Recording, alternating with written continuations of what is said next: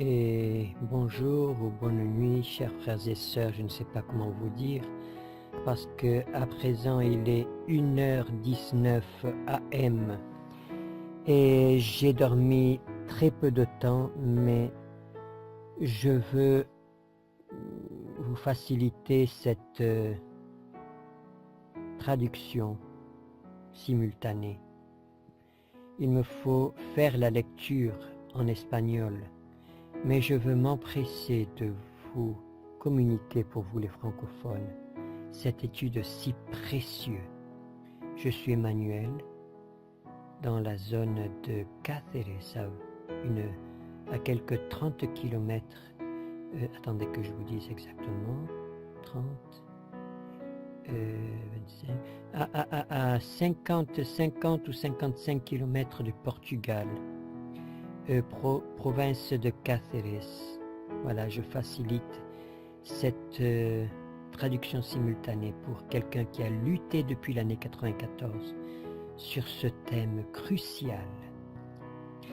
J'en suis à la partie A, révélation du message de la justification par la foi en Éden pour nos premiers parents. Les yeux de l'un et de l'autre s'ouvrirent, et ils surent qu'ils étaient nus. Et ayant cousu des feuilles de figuier, ils en firent des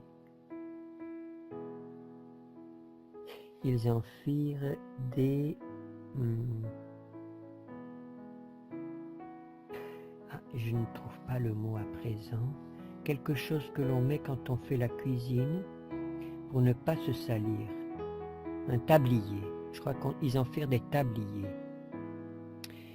Et Jéhovah Dieu fit Adam, l'Éternel Dieu fit à Adam et à sa femme des tuniques de peau, et il les en vêtit. Genèse 3, 7 et 21. Ils ont substitué ces vêtements célestes en cousant des tabliers de feuilles de figuier. Celle-ci est la couverture que les transgresseurs de la loi de Dieu ont utilisée depuis les jours de la désobéissance d'Adam et Ève. Ils ont cousu des feuilles de figuier pour couvrir leur nudité causée par la transgression. Les feuilles de figuier représentent les arguments utilisés pour couvrir la transgression. Quand le Seigneur appela ou fit Adam et Ève, réclama leur attention des hommes et des femmes à la vérité, il commença la confession ou la confection de tabliers, de feuilles de figuier, pour cacher leur nudité, la nudité de l'âme. Mais on ne cache pas la nudité du pécheur. Tous les arguments réunis en forme de remède ou d'essai de remédier et par tous ceux qui ont été intéressés dans ces coutures faibles, restent comme un rien. Quelle fut la raison, la vraie raison qui a fait tomber nos premiers parents dans la transgression? Exactement la même cause qui mena l'ennemi des âmes à se rebeller contre son Créateur. Alors Dieu vous a dit, ne mangez pas de tout arbre du jardin? Et la femme répondit au serpent, du fruit des arbres du jardin nous pouvons manger, Mais le fruit de l'arbre qui est au milieu du jardin, Dieu dit, vous n'en mangerez point. Si vous le touchez, ni vous ne le toucherez pas, parce que sinon vous mourrez.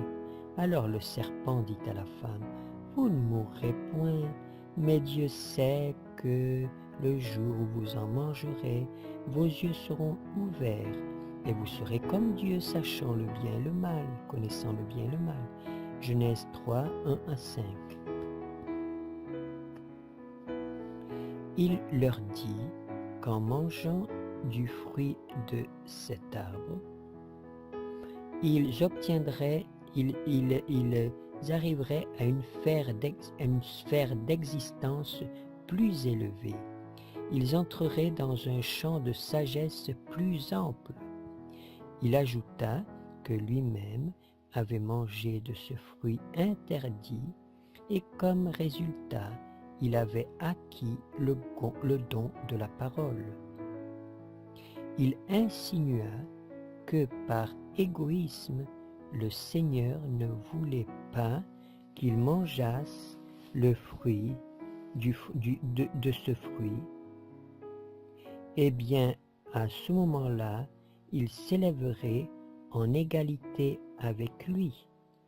Il ajouta, le tentateur ajouta que Dieu était en train d'essayer de leur empêcher d'obtenir un développement supérieur et plus de félicité. Tel a été le labeur que Satan a mené au-devant avec grande victoire depuis les jours d'Adam jusqu'au présent. Le serpent prit le fruit de l'arbre interdit, le mit dans les mains vacillantes, hésitantes de Ève. Alors il lui rappela ses propres paroles en relation avec ce que Dieu leur avait interdit de toucher, sous peine de mort. En expérimentant aucun mal résultat pour ce qu'elle avait fait, Ève n'hésita pas à aller au-devant. C'était agréable au palais, et à mesure qu'elle mangeait, elle semblait sentir une force vivifiante. Et elle se figura qu'elle entrait dans une sphère d'existence plus élevée. Sans peur, elle prit le fruit et le mangea. Après sa transgression, Adam s'imaginait au début qu'il entrait dans un plan supérieur d'existence, ensemble avec son épouse, et ensemble avec son époux. Ève avait été parfaitement heureuse. Non, à côté de son époux, Ève avait été parfaitement heureuse dans son foyer édénique. Mais, de même que les inquiètes Èves modernes, elle se trompait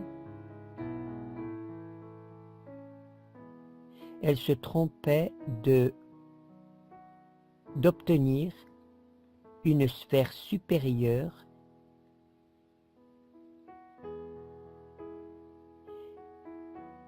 que Dieu lui avait prédestinée. Dans son enthousiasme, dans son